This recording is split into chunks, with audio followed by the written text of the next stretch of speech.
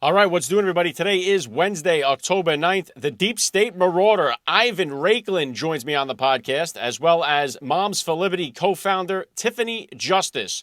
Kamala Harris goes on a media blitz, and it turns out to be a disaster. I'm Alec Lace. This is The Alec Lace Show.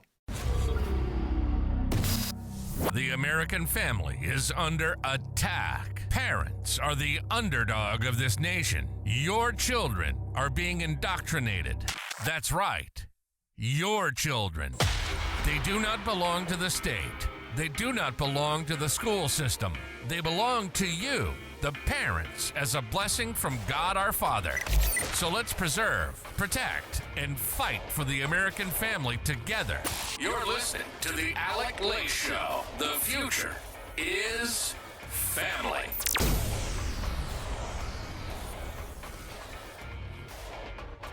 All right, here we go. Welcome, everybody, to the Alec Lace Show. I'm happy and honored, as always, to be here with you guys. Thank you for tuning in. If you're watching the live stream here on Rumble, please get down there, share the broadcast. Let's get as many people into the live stream as possible. Don't forget, get involved in the chat down there, the live chat. Leave a comment. Wherever you may be listening or watching, please like, follow, subscribe. Anything you could do to help out would be greatly appreciated. If you missed out on yesterday's broadcast, I had Dr. Ben Carson join me on the show. Always an honor that I get a chance to speak with Dr. Ben Carson. Always brings the wisdom. So if you missed out on that one, please go flip it back. I also yesterday dropped on you my interviews that I conducted at the Trump rally in Butler, Pennsylvania. Just such an epic day. Honored that I could be a part of it. So I brought you guys some interviews with guys like Jack Posobiec and Scott Pressler and Tim Pool and Benny Johnson. So if you missed out on any of that live action that I had recorded at the rally, the Trump rally in Butler, flip it back and check it out as well. And today I got a banger for you guys. It's a special edition Wednesday broadcast. As I told you, I'm going to be hitting you guys with 3 episodes a week leading up to and including election week. So you're getting one of those today, and I got a great one for you. I got 2 very different type of personalities today, but 2 very important topics we're going to get to. I got Ivan Raiklin joining me on the podcast. He is somebody that tells it exactly like it is. You get no BS from Ivan. He is somebody that the deep state fears more than almost anybody else on the planet. And then we're going to switch gears. Moms for Liberty co-founder Tiffany Justice will be joining me on the show as well. A couple of points I wanted to get to real quick before I bring Ivan on the show. And you know what? I couldn't really wait to do this. I had to put it out yesterday because Kamala Harris went on this media tour, a media blitz that she did. And the only reason why she's doing this is because she's getting buried. You don't go and do this. She's been hiding for how many months before she's been doing any type of media interviews and hits?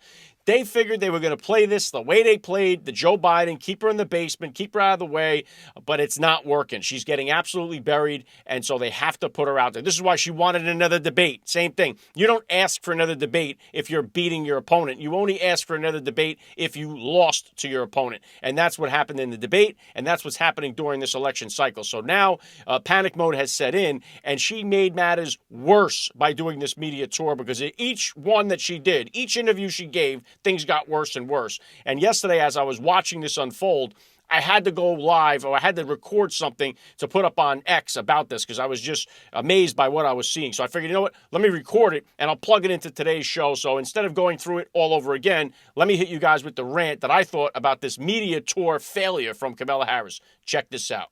You're listening to The Alec Lace Show. The future is family.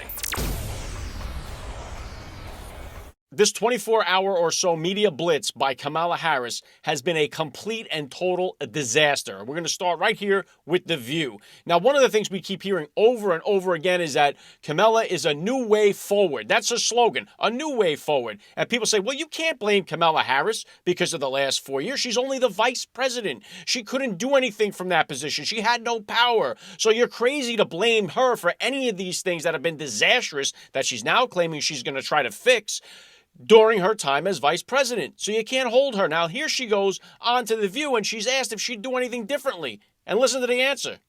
Would you have done something differently than President Biden during the past 4 years? There is not a thing that comes to mind in terms of, and I've been a part of most of the decisions that have had impact. Whoa! So a new way forward is the same exact thing we've had for the last 4 years. She tells you right there, She can't think of one thing she would do differently than Joe Biden did over the last 4 years. Meanwhile, Americans are getting choked with the inflation. The economy is shot. There's wars all over the world. And you got millions and millions of people coming across the border. Oh, no, I wouldn't do anything different. This would be exactly the Jets today fired their head coach. It would be like bringing in the new candidate and saying, hey, do you plan on doing anything different than the previous head coach? And the guy says, no, I can't think of anything I would change. You don't get the job. You lose the audition. You failed the interview. We don't hire you now. Kamala Harris tells you point blank, there's nothing I can't think of anything I would change. Joe Biden also, by the way, told you there was nothing that Kamala Harris couldn't do that I did over the last 4 years. I delegated positions of foreign policy and domestic policy to her. Here, take a listen. And as vice president, there wasn't a single thing that I did that she couldn't do. Mm-hmm. And so I was able to delegate her responsibility on everything from foreign policy to domestic policy. So Joe Biden tells you right there's nothing that he did that she couldn't do. So this excuse that, she's only been the vice president, she couldn't do anything. Joe Biden's telling you right there, oh, yes, she could. I delegated policy, foreign and domestic to her. There's nothing I did that she couldn't do. Okay? Now you go over to this 60 Minutes interview that was an absolute debacle as well.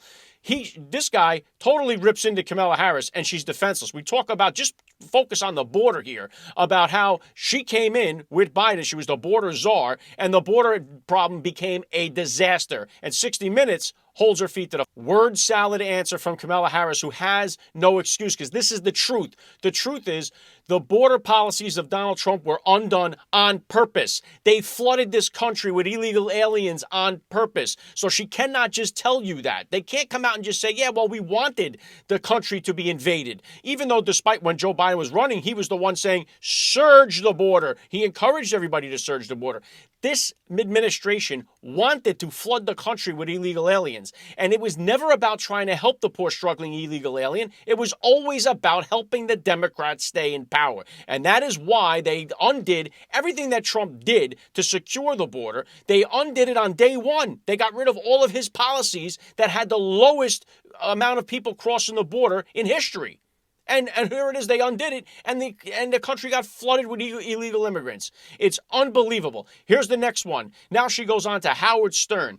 She goes on the Howard Stern show, and of course, nothing is her fault, and she calls Donald Trump weak. She says Donald Trump this is a matter of strength, and Donald Trump's too weak. Take a listen. That this is an election that is about strength versus weakness. Yeah. And weakness as projected by someone who puts himself in front of the American people and does not have the strength to stand in defense of their needs, their dreams, their desires, the work that must happen to make sure that we are a secure nation.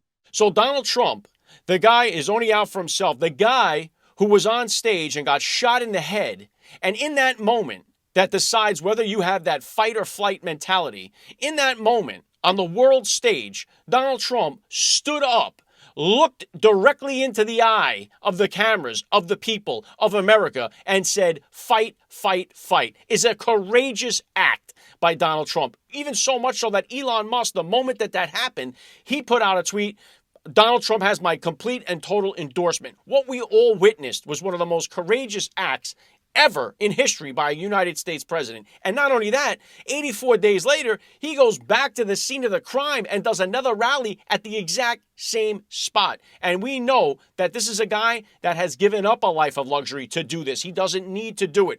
He got wealthy well before he entered the political arena. He was a multi-billionaire. He could live his life any way he wants. He's choosing to do this because he truly loves America and the American people. Kamala Harris, on the other hand, got into politics and became wealthy because of it. All right, there's two totally different types of people. Now, Kamala Harris goes on the Call Me Daddy podcast, right? She go on there, the man-bashing show. So she goes, first she's on Howard Stern, who has totally said the most vile things about women that you could ever believe.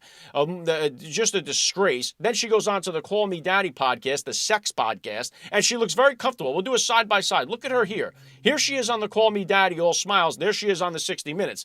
See the major difference here? But this is exactly where she belongs. When she's doing these media blitzes and stuff, stay on the sex podcast because that's where she belongs. That's her wheelhouse. That's where she belongs. Next, my advice would be to Kamala Harris, go on the Hawk to a Girl podcast. That'd be the next place you belong. But you do not belong in the political arena with President Donald Trump, because she is an absolute lightweight. She's unelectable, she's unlikable, and she's a plant that was selected, not elected. You're listening to the Alec Lace Show. The future is family.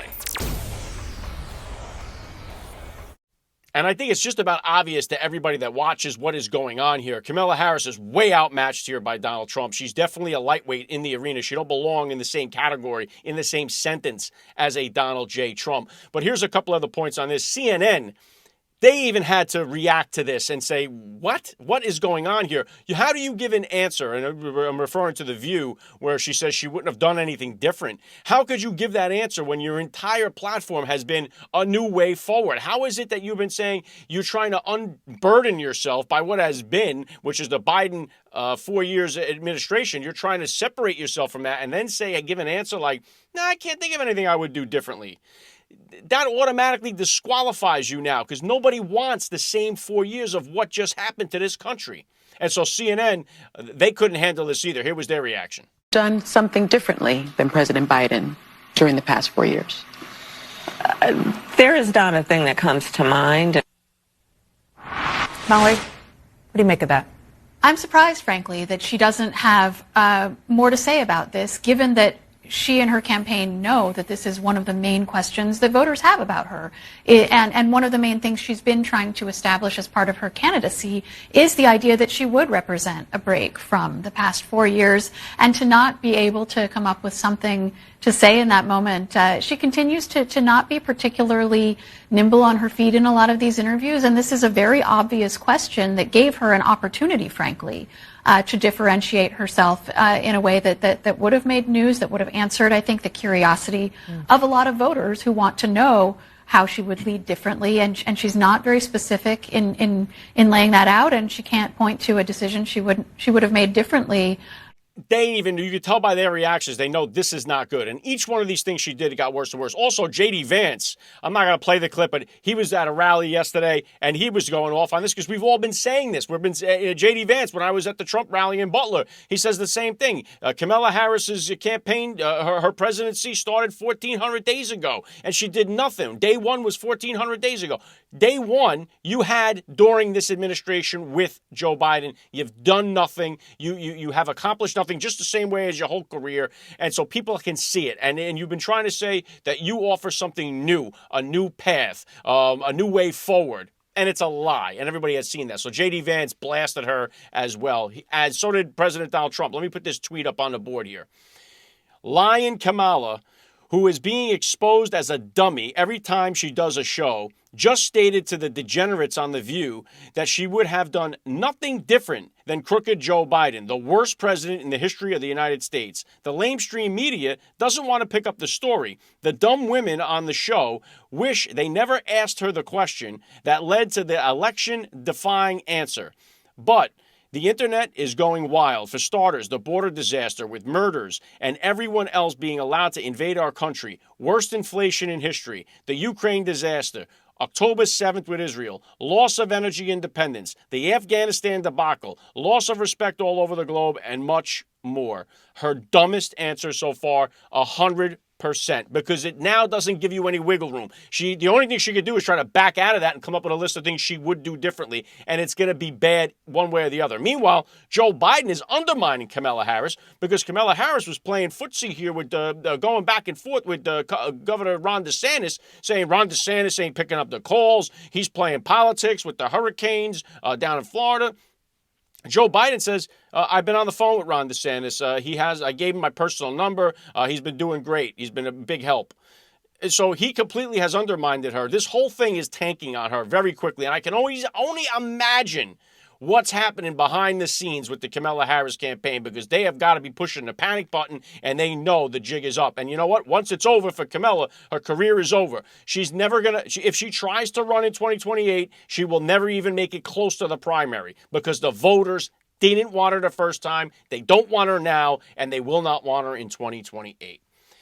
So just wanted to kind of blast that out there. Let's get into this here with Ivan Raiklin. I ran into Ivan at the Butler rally and was trying to get an interview in with him there. Anytime I'm around him, I'd love to get in. I did an interview with him at CPAC. He brings the heat. Ivan Raiklin, former Green Beret, retired lieutenant colonel. He refers to himself as the deep state marauder. He is the secretary of retribution. He's got about 350 people on his deep state target list, and he would love to bring these guys to justice live streamed on TV. He don't fool around, and it's a pleasure and an honor whenever I get a chance to speak to him. So let's do this now. Let me bring him on. Let's get it.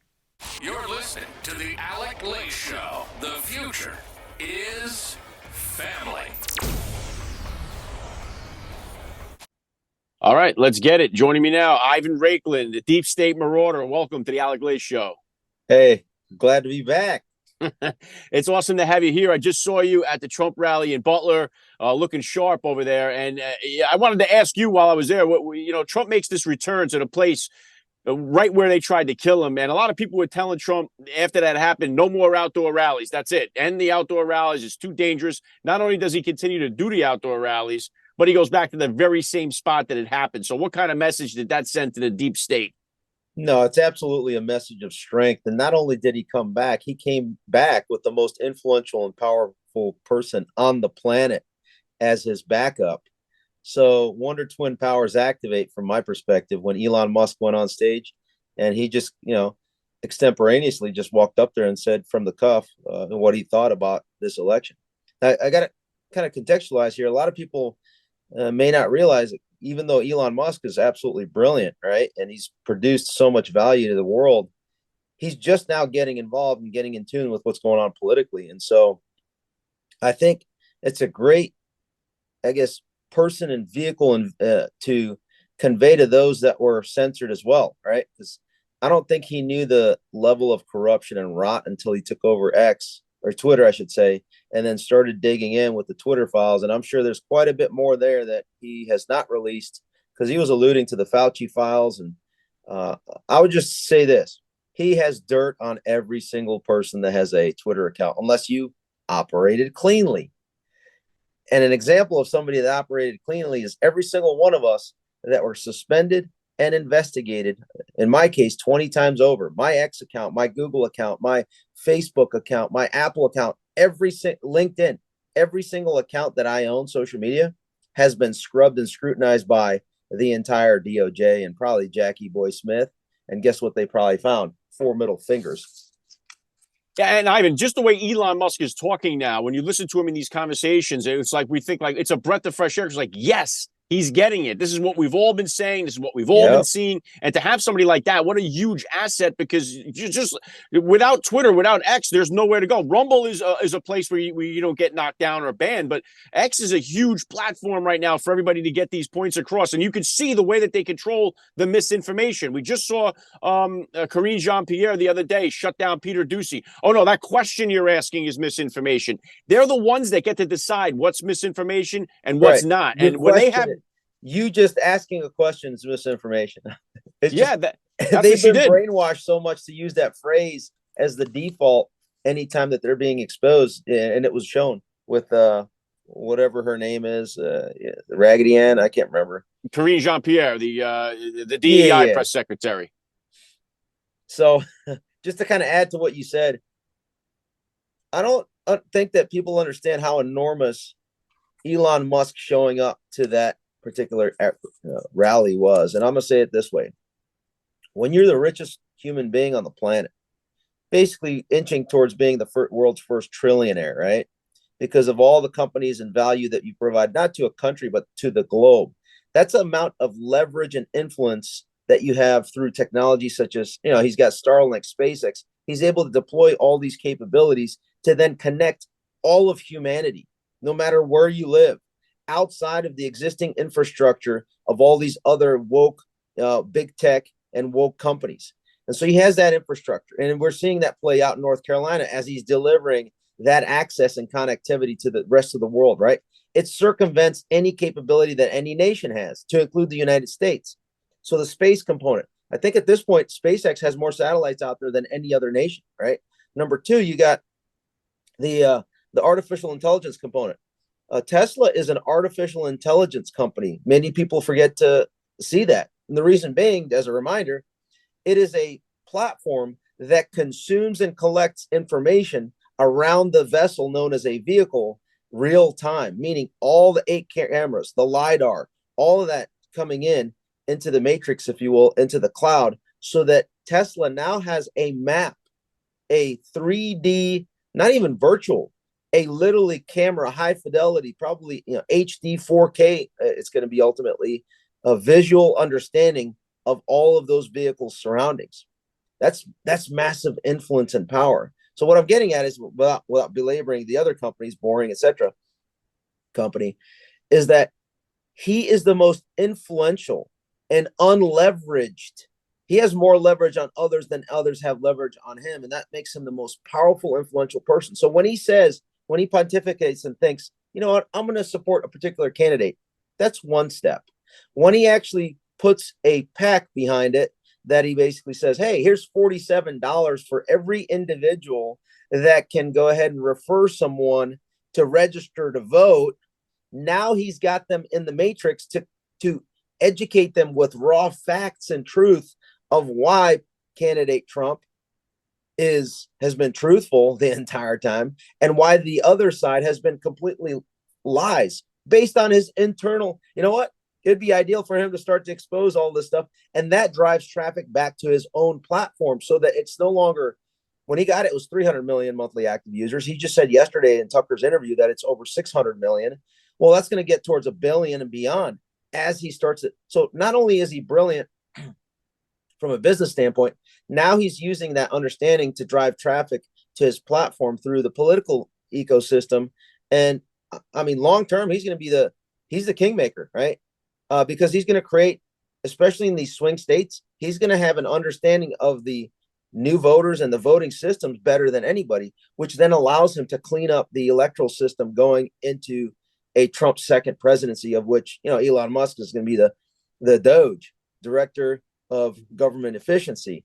And I'm going to hopefully continue to be, particularly outside of government, the Secretary of Retribution, as we intend to move forward to go ahead and create accountability for all those that he has dirt on, and more information is going to come out. Last thing I'll say is, when you said Rumble is a one-to-many platform, which is very good.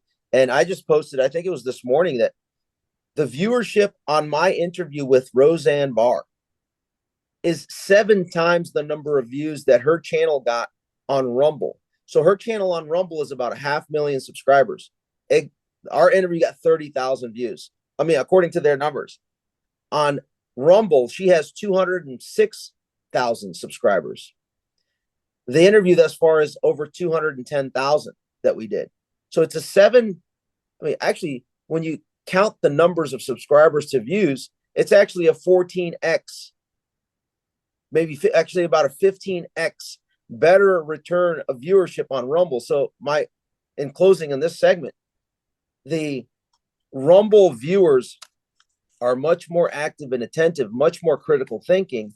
And to be honest, it's a testament to everyone is flooding away from the commie censorship industrial complex platforms. And I suspect that in the coming months, these guys are going to have to either allow free speech to survive or are going to be bankrupted. Well said, Ivan. And just to your point there, on Rumble, I get almost 10 times the amount of viewers that show up than I have subscribers. So I have more viewers than subscribers. On YouTube, I have far more subscribers than I do viewers. So it's the exact opposite. So it's like those platforms and YouTube. And on top of that, they censor. Yeah, and I was just going to say, my account's been banned so many different, not banned, but it's been suspended so many different times. I'm one strike away from losing the channel. And and especially all that happened during COVID. During COVID, you weren't allowed to say anything. So many accounts got nuked just because they didn't go against that narrative. Everybody wants to see somebody pay the price for what happened, because guys like there's me, a reason I'll for it, never, because they only never ban forget truthful information. I just sat with a whistleblower of the highest order that we've never heard of, seen of 2 days ago. Oh my God. When we have our ducks in a row to be able to release what he's sitting on, we're not going to need Elon Musk for the Fauci files. I'm going to tell you that. This is the thing, Ivan. We've all been waiting for this shoe to drop because we're tired of waiting. Because like the guys like me, the unvaccinated people that went through all this stuff, the amount of shit we had to eat during that whole period. It's like we just want to see somebody pay for the price for that. But too, we also never get a chance to see the Epstein file. With that carrot's been dragged in front of us. It's like, when is the actual shoe going to drop and expose these people that are behind all this stuff? This Epstein thing was humongous, yet not one person has ever been held to accountability for it at all. Now you have P. Diddy, and my argument was they arrested P. Diddy not so they can catch everybody involved. They arrested P. Diddy so they can protect everybody involved. And it just seems like we don't get any answers to who else is involved in this stuff. Yeah, I agree with that last statement. They got him in order to get the evidence so that it wouldn't be disclosed, so that other people wouldn't get hemmed up. Now the other thing is that I'm going to say this, and yes, did you have a chance to see Tucker and Elon interview yesterday? My wife was watching, so I caught some of it there. She had it up on TV. Some of the key components there, they mentioned the whole Epstein component, and at the end of the day, it's that's a power tandem there. When you have Donald Trump, Elon Musk, RFK Jr. that wants to go and go completely buck wild, if you will, hopefully, on the entire medical industrial complex. When you have Tulsi Gabbard is also interested in kind of getting back at the censorship industrial complex along with RFK, and then others like us, right? And I suspect that, this is a weird calculus, and maybe you'll help me kind of think through this and analyze this, is that if you're Elon Musk and you're sitting on way more blackmail than you can shake a stick at every single person that was accused from us of conducting a transgression known as treason, then what do you do with that? Do you release that in order to help your preferred candidate now? Or do you then use that as leverage to then, when you take office, and I didn't think he was going to go all in financially like this with the whole, registering voters. I think that might push Trump over the edge without having to release more salacious, gut-wrenching treason. Now, it may trickle out in the next few weeks, with the October surprise, but that may not necessarily need to be the case. Does he release more now, or does he wait and use this kind of traditional methodology, registering voters, getting people to vote, potentially exposing and stopping the cheat, if you will? I don't know if he can do that, and then afterwards start to drop the hammer. What do you think? I'm kind of torn on where my headspace would be. Well, here's where my head takes me, is that, because he can also use it as leverage to say, hey, I got this dirt on you, Democrats. I won't release it, and you won't be held to account. All I'm going to ask is that you just depart into the sunset when we take over the second term. But they could never do that, though. Here's the thing, Ivan. We understand that Elon has this capability, has this dirt. We know that Trump has it. He knew about them spying on his campaign from day one. He tweeted it out right from the jump. It was years later before we realized that was true, but he knew right away. The deep state, or the uniparty, whatever you want to call them, they know, just like we do, that they're sitting on this mountain of information that will crush all of them. So there is no such sorts of negotiation here. There is no way they just take some.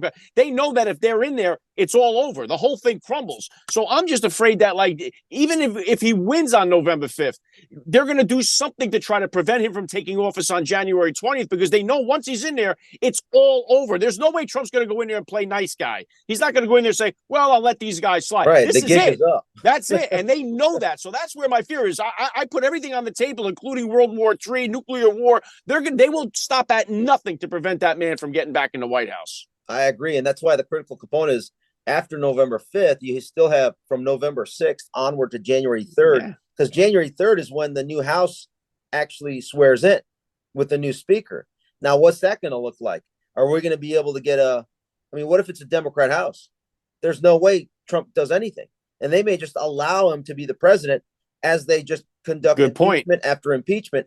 And even before that, they may just disqualify him under the 14th Amendment, Section 3, if it's a Democrat House and Senate. Right. Well, yeah, they could just say simply like, hey, you know what? He's too big to rig. It's going to be too hard. We can't stop him there. Let's focus on this. Let's get the House and let's get the Senate, and we'll just cripple him. Jamie Raskin's already said that. We're just going to block him. And he said he's going to conduct civil war conditions. This is his words, right?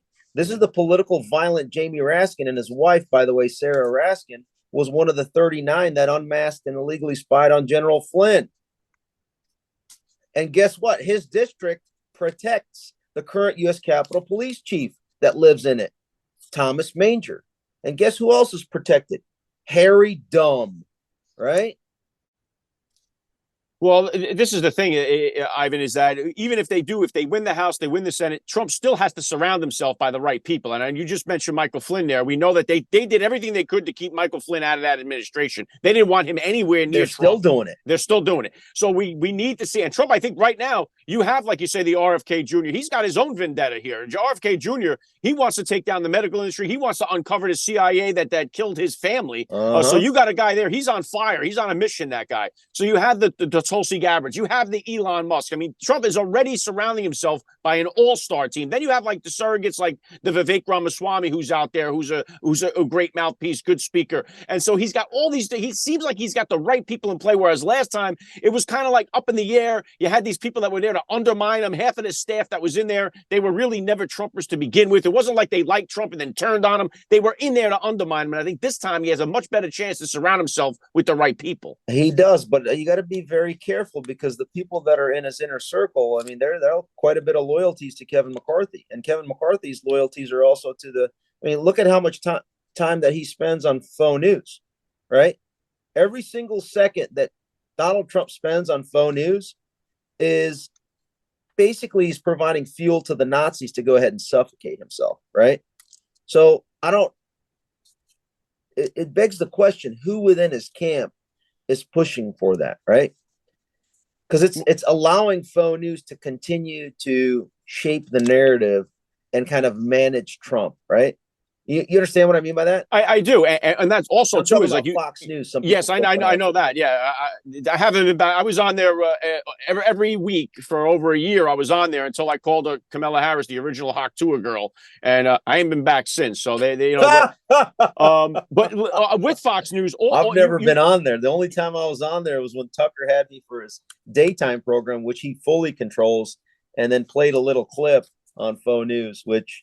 I mean, I didn't say no, so. but my point is, like, they just had recently, they always bring on this Lindsey Graham, who is constantly rooting for war. And he just says the other day when this hurricane's breaking out, he's like, he's on my deep state target list too. Yeah, he got to be. I mean, this guy's saying like, yes, the people in Carolina are suffering. Yes, people in Georgia don't have power. But think about the people of Israel. And it's like, well, wait a second here. Let's think about the American citizen. This is what people are so sick and tired of. It's like we have instant money for these other countries. These are traitors of the highest order. Okay, and people are sick and tired of it, Ivan. Yeah, absolutely. So then it begs the question, since Elon Musk is all in, I think you're going to start seeing this week, if you haven't already, a lot of people are getting their passports ready and are going to start moving out. But here's the thing.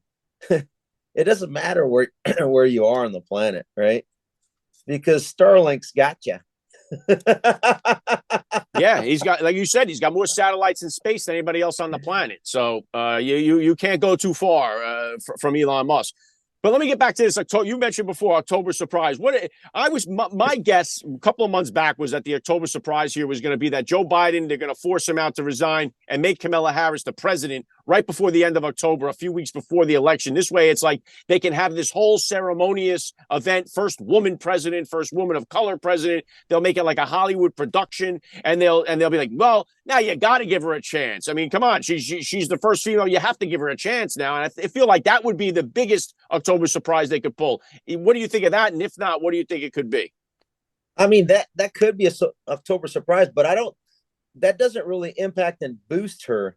I mean, I guess technically they make the pomp and flair and then spend the next 2 weeks. Because you know what? Actually, I will give you a little bit of credence to that because it ends up being free and the campaign doesn't have to spend a single penny. So that's the upside to it. Yeah, absolutely. That's a good point.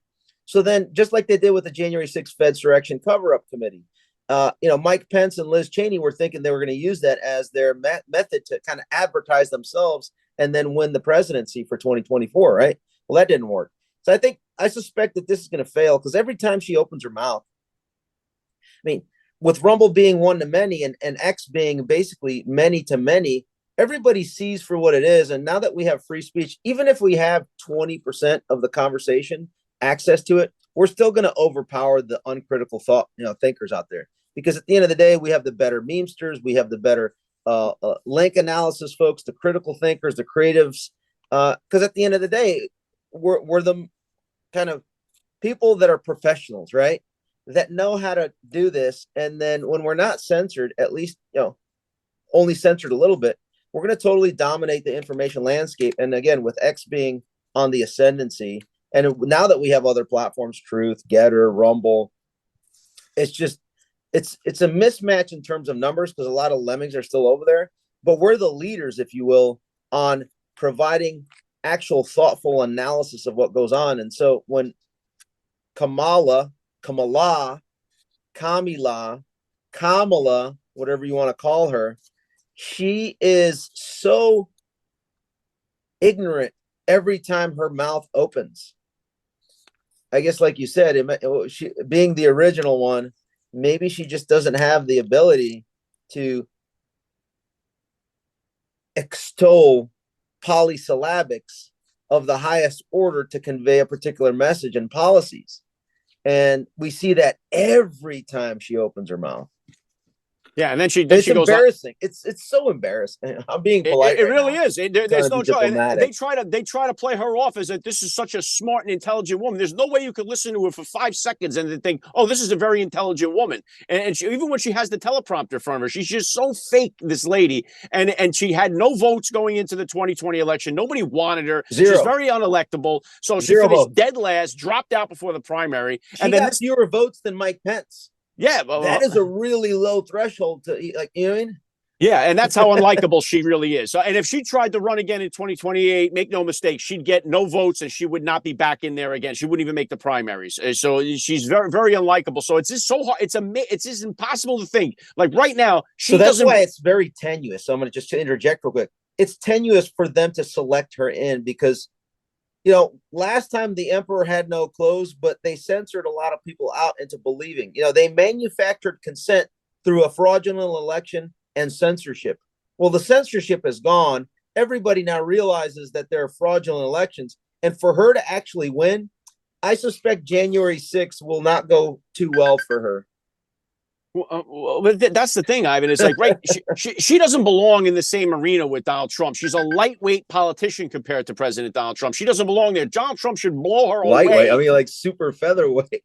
Yeah, that's what I'm saying. It's like you could say Hillary Clinton was a far more popular, stronger candidate than Kamala would be. Joe Biden, even though this guy is completely sucks, but he's been in politics 50-something years, he was a better candidate than a Kamala Harris. Kamala Harris, she's not even close to being at that level in the politics world. And so she should be destroyed completely on November 5th. But because the fix could be in, that's what we're afraid of. We're afraid of the fix being in. And that's the part we're all worried about. So that's why we say too big to rig. Let me close with this because I think this is probably the most important point, and I don't want to belabor anything else to take away from what I'm about to say. All right. Last thing I'll say. The backstop guaranteed checkmate win that we have in our pocket that almost no one discusses except for me is that in Article 2, Section 1, Clause 2 of our U.S. Constitution, the authority to allocate electors for president and vice president rests with the state legislatures. So if, for example, in North Carolina, we start to see, articles starting today that say, hey, how many mail-in ballots have been sent out by those people in Western North Carolina that are now somewhere in the ether, right? That are somewhere in the ether. And then how many are out there that will not be counted? And then how many people are not going to be able to vote, right? So then what happens? How do we make a free, fair, and transparent election? I argue that the North Carolina legislature should be the ones to go ahead and vote on behalf of the state of North Carolina, just like Article 2, Section 1, Clause 2 says.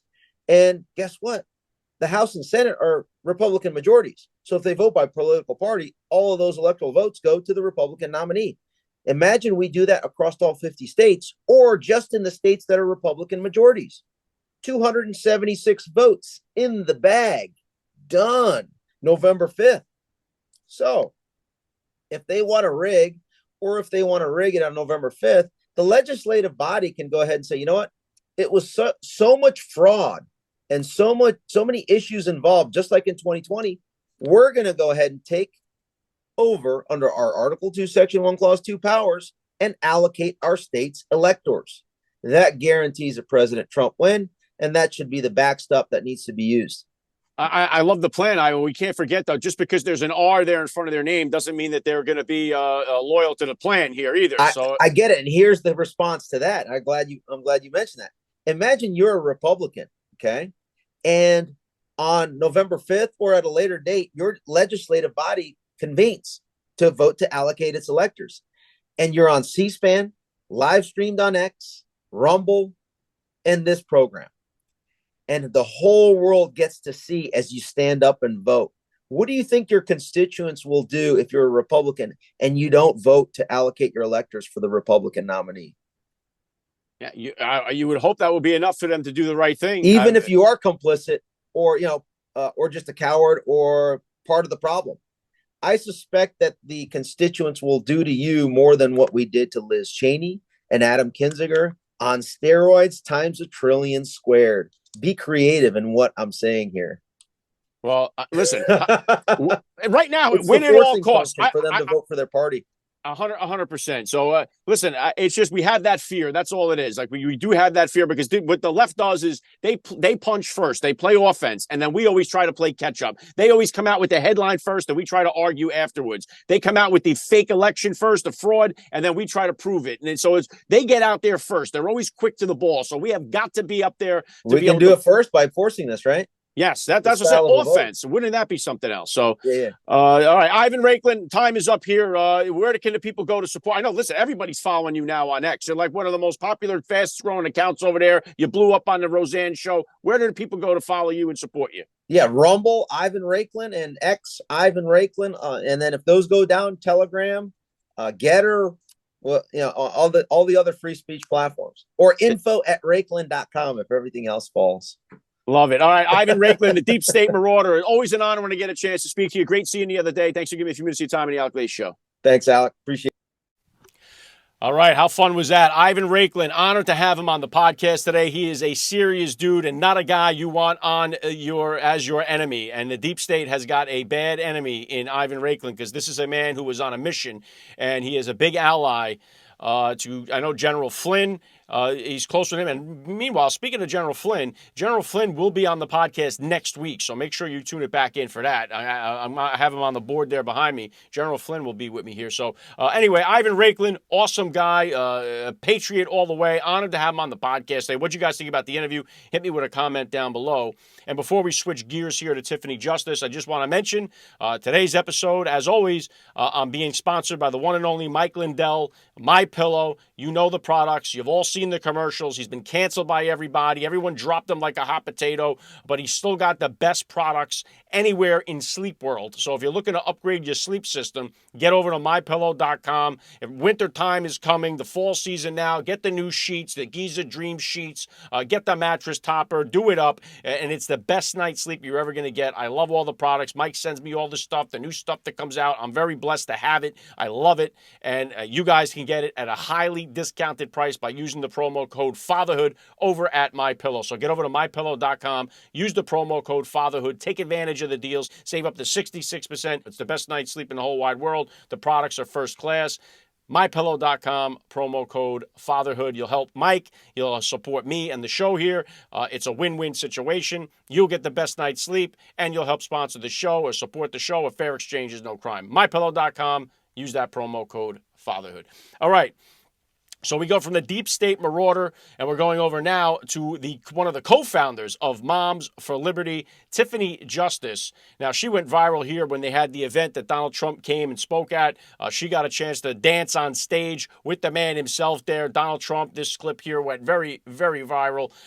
So it's really cool what they're doing at Moms. So you guys know my entire platform is dedicated to the parents in our country. The whole show I've done, First Class Fatherhood, has been dedicated to parents. It is really what's crippling our country right now is the fact that our families have been broken down and broken apart. And where we have, you heard me talking about it if you watched yesterday with Dr. Ben Carson, when you have two parents in the home together raising their child, that child has got such a greater chance in all aspects of life, right? And we see the prison system in this country is filled up with one particular type of character, and that is a young man who grew up without a father in the home. So I've been very passionate about talking about the fatherless crisis.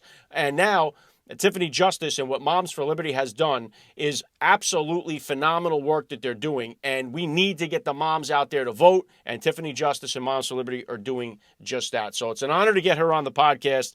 And you can visit Moms for Liberty. I got the link down there in the description below. So let's bring her on here. I got a short window. Let's see what we can get into. You're listening to the Alec Lake Show. The future is family. All right, here we go. Joining me now, Tiffany Justice. Welcome to the Alec Lake Show. Thank you for having me today. I appreciate it. Well, it's an honor to have you here. One of the things that I stress on this show all the time, Tiffany, is that I think parents are the underdog in this election season. I think that they're the ones that are going to make their voices heard the loudest on November 5th because so many of them are sick and tired of what they're seeing happening in our country. So how big a role you see parents playing in this election? I think parents are playing a huge role in this election. During COVID, there were a lot of parents that really didn't know what was going on when it came to American politics. We were very busy living our lives, raising our kids, working, starting businesses. And no one really said to us, we didn't realize that we needed to get in the ring and run for office, support people that are running for office. And so I think since 2020, you've seen a real awakening when it comes to American parents across the country. And we know that the vote that we make this year, 2024, is going to dictate what our parental rights look like going forward in America. And it's such a huge issue that doesn't get talked about enough either. That was the thing. Like even on the VP debate, they never got into the parental rights. They never got into the gender affirming care stuff. They never got into the women in men's and women's sports stuff. So I think that's a thing that a lot of parents are ticked off about. I'm going to circle back to that in just a second here. But you guys are crushing it, obviously, with Moms for Liberty. And the women vote is going to be huge in this election. And I know you just had that Michael Moore character, that far left guy, saying he's confident that they're going to get the women vote. So what progress have we made here with is Trump going to be able to win the women on November 5th? Yes, I think women are really, they want to protect her. Women want someone who is going to be out there and stand in defense of our children and of our parental rights. And we know that Kamala Harris is not going to do that.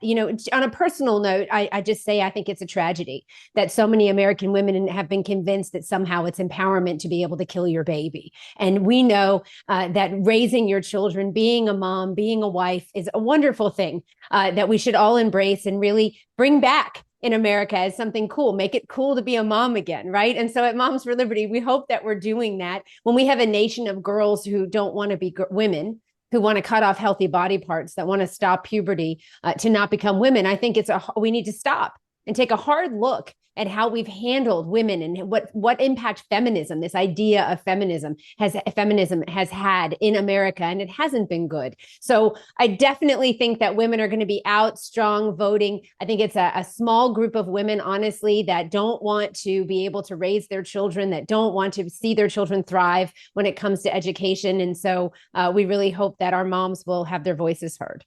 And I think on the other side of that coin, too, Tiffany, is that, yes, the women's empowerment, the feminism movement was trying to isolate women away from the men. And at the same time, it was, we're going to talk about masculinity being toxic. We're going to shove men down in a corner. We're not going to allow them. Now, my other show, First Class Fatherhood, I've interviewed over 750 dads on that show. Everybody from like Tony Hawk, Tom Brady, Matthew McConaughey, all these guys. And there has been a breakdown in the nuclear family where you have so many kids growing up without a father or a father figure in their life. And that's intentional. That's happened by design. They've come and destroyed this nuclear family because that's what the Marxist playbook includes. And I think the fact that you have moms and dads torn apart and the ones that are together, they're both working full-time jobs. And then you have the state raising their kids. And I think it's just a disaster, the situation we have right now. I think so, too. I was watching Kamala Harris was on that podcast, Call Her Daddy. No woman wants to be called daddy. And we certainly don't want to call the government daddy. And I think that's what the government wants. They want us relying on them for everything, right? And we say we do not co-parent with the government. Government, we do not need you to raise our children. We will raise our children. Thank you very much. Yeah, and speaking of that, she goes on that sex podcast, and they don't hit on any of the issues that are affecting parents or anybody, as far as the economy, the inflation, the border, the fact that we're breaking out in wars all over the place. They focus on the abortion issue, and they talk about women being affected by all this stuff, but they don't even mention the fact that women have to compete against men in sports. So I wanted to get back to that entire thing. The fact that men are now allowed to compete against women, that men can share a locker room with women, is disgraceful, and I can't imagine your normal everyday mom or everyday woman going along with this. And dads don't want it either. I No. really wish during the debate, the VP debate with Waltz and JD Vance, that they had gotten into some of these issues about parental rights, about so-called gender affirming care, about boys playing on girls' sports teams. I have not met a dad who is okay with a boy going into their girls' locker room and undressing in front of that girl. And let's be clear about this. This isn't just fellow students. This is sometimes coaches from other teams that will come in, a man that will undress in front of your daughter. And so real men don't want that. Real men know that there are biological differences between men and women, and we absolutely shouldn't have men playing on girls' sports teams. The other thing that I wish that JD had been able to speak about, or that the moderators had even brought up, was the fact that Tim Walz has a law in his state of Minnesota that says that if you're a parent and you're not willing to affirm your child's wish of changing their gender, you could lose custody of your child. The state could actually take custody of your child for not affirming their want of changing their gender. And for normal parents, everyday parents, that is crazy. If your child's expressing mental distress, the idea that the government will step in and take custody of your child rather than you helping your child how you know is best to help them is absolutely outrageous. And I think JD Vance, I wish he had been able to speak about it, but every time Americans hear that fact about Minnesota, they say, don't Minnesota our America. Yeah, I shared that same sentiment on debate night, and it's a disgrace because look at how far we have gotten here, where we're cutting off the genitals of our children. We're putting children on puberty blockers, and it's just amazing to me that this is like we're talked about in a normal fashion, as if this is somehow acceptable. These people are out of their minds. They're sick, and they are filled with pedophiles. When you have grown men and grown women watching, like we saw on Good Morning America a few years ago, and we've seen other ones, where you have a young boy dressed up in a dress, a 10-year-old boy coming out and doing a sensual dance, and you have adults all applauding. We're heading in a very dangerous direction, and America's become this kind of paradise for pedophiles.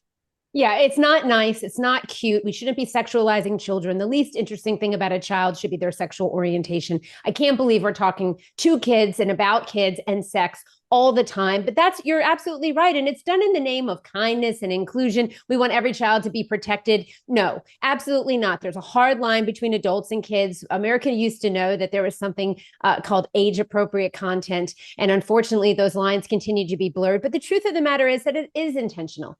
As you said, there's a real effort to demoralize the American child, to steal their innocence, to drive a wedge between the parent and the child. And America's classrooms, America's public schools are being used to do that. We have the building of the Red Guard currently happening in America's public school classrooms, and it absolutely must stop. And I'm going to do everything I can to stop it. Well, that's exactly where I was going next here. You got this Marxist takeover of the Department of Education. You got this Cordona guy that's in there. He's a guy that has outright stated that teachers know better than parents do what's right for their kids. They have this whole thing. I'm in the communist state here in New Jersey, where the school system is allowed to keep secrets from the parents. They're not required to tell you if your child is changing their gender or being called a different pronoun. To me, I don't know how in the world that could even be past a legal process. But yet, if you go against that, they sue you, the school system that's trying to do it. So we have gotten way out of whack. And this is a Marxist playbook by the Department of Education that has failed our children because we have dropped off in every category, math, reading. We are so far behind the 8 ball when it comes to that. But our kids know that if they want to change their gender, they're allowed to do it. And I think the school system has got to be just completely reimagined. I absolutely agree. I mean, we need to dismantle the Department of Education at the federal level. As the bureaucracy has grown at the federal level, so has the rulemaking and regulations at the local level. We need to let teachers teach again. I think it's important for Americans to know and understand that there are a lot of forces that are influencing American education. And it's not just the federal government and the DOE, although they're doing it through the federal government. And I'm talking about a lot of global influences. We saw the UN meet recently. They had their Summit for the Future, a Pact for the Future. They talk about UNESCO and a lot of the different global efforts to create global citizens of our children. Americans are losing sovereignty every single day, and American parents need to stand in defense of their children, in defense of family. That is literally the fabric of our country, what our country was founded on. And so it's up to us. You know, as Steve Bannon, my good friend, says often, the cavalry is not coming. This is up to us. Every American must stand up now in this time, be registered to vote, be talking to your friends about making sure that they're voting and making sure that they understand that their voice and their vote matters this year.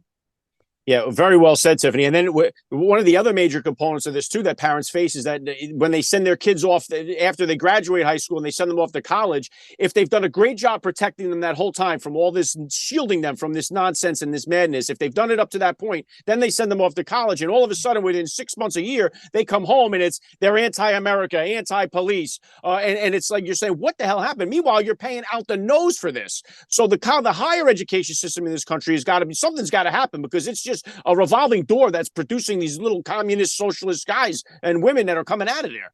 Yeah, I think a lot of American parents saw the rampant anti-Semitism on the school campuses, on the college campuses, and they're really asking themselves, wait, is this really what the next step for my child should be? You know, I think we were kind of brainwashed into this idea by the federal government, by the way, right? Yeah. That every kid should be going to college. Maybe that's not the case, right? We need to be seeing what skills and talents our children have. We need to create more technical education, vocational education for our kids so that we can get skilled kids out there that are able to do the important jobs that need to happen, and so that they can lead happy, successful lives where they can have families of their own, they can start businesses, and they can work to support themselves.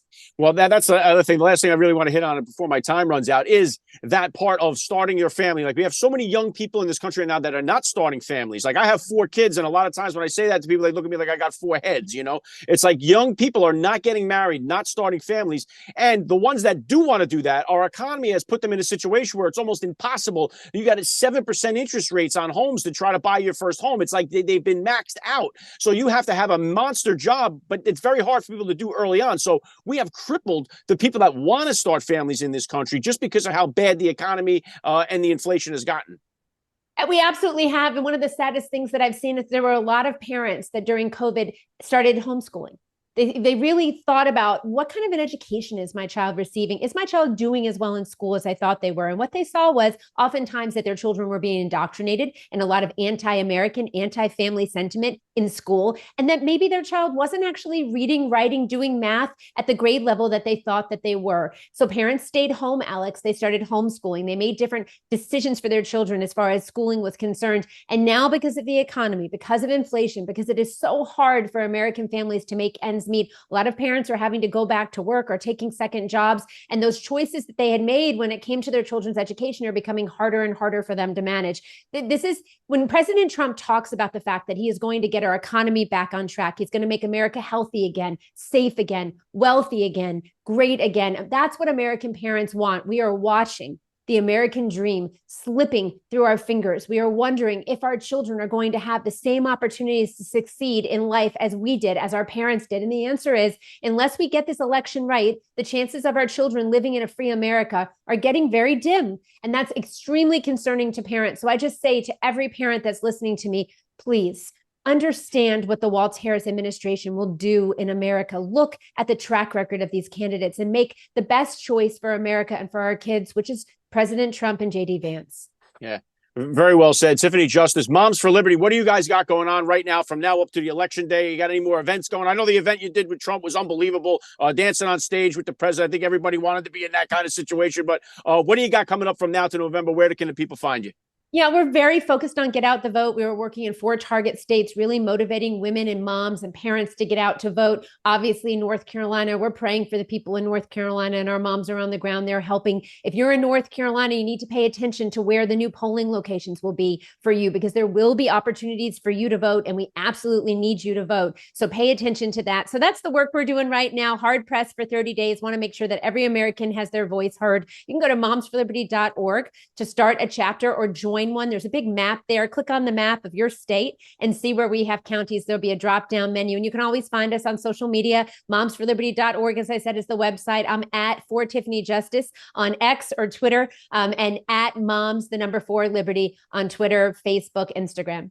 Awesome stuff. I got the link down in the description below. Tiffany Justice, Moms for Liberty. You guys are crushing it. Keep doing it. Thank you so much. I'd love to have you on again down the line. Thanks for giving me a few minutes of your time on the Alec Show. Thanks, Alex. God bless America.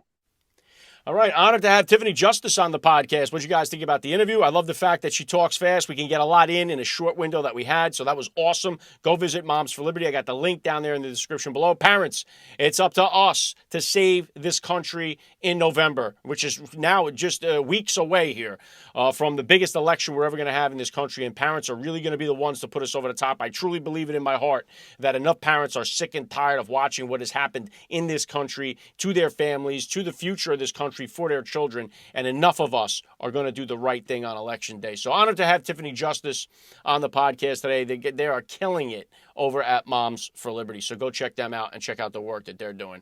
And make sure you guys tune in tomorrow for Thursday's podcast. I'm going to have AJ Rice joining me on the podcast. He's got a new book talking all about the white privilege and the wokeness that's going on, which, again, so many people are so sick and tired of what has happened as far as our culture, man. With the woke stuff we talked about there, with the transgender stuff, with kids, exposing kids to all this kind of stuff. And again, a big part of that stuff too, the white privilege nonsense. We've seen Matt Walsh come out with the Am I Racist video, because it's gotten way out of hand. So we're going to talk to AJ Rice tomorrow about a lot of that. Also tomorrow, I got the candidate that is going up against AOC in Congress, Tina Forte in the Bronx, trying to take down AOC. I know it's a hard thing to do, but if she can pull this off, it would be amazing, and we can get rid of AOC. Another squad member can bite the dust. Wouldn't that be beautiful? If anybody can do it, Tina Forte can do it. So we're going to bring her on the show tomorrow. And again, I mentioned next week,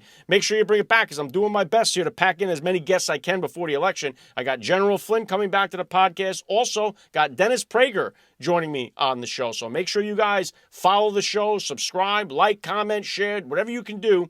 Your support has been really, really helping me out big time to land these guests. Your suggestions are always welcome, so leave some down in the chat down there below, whoever you'd like to see on the show, and I'll do my best to make it happen. All right, so that's all I got for you guys today. Honored to have Ivan Raiklin and Tiffany Justice on the podcast. Don't forget, please help me out with a share, a follow, whatever you can do. And I will be back here tomorrow. I got AJ Rice, Tina Forte. Make sure you bring it back here, 1 p.m. Eastern Standard Time, live on Rumble. God bless you parents out there. God bless you listeners, you first responders, military, veterans. God bless America. And I'll catch you guys tomorrow. You're listening to the Alec Show. The future is family.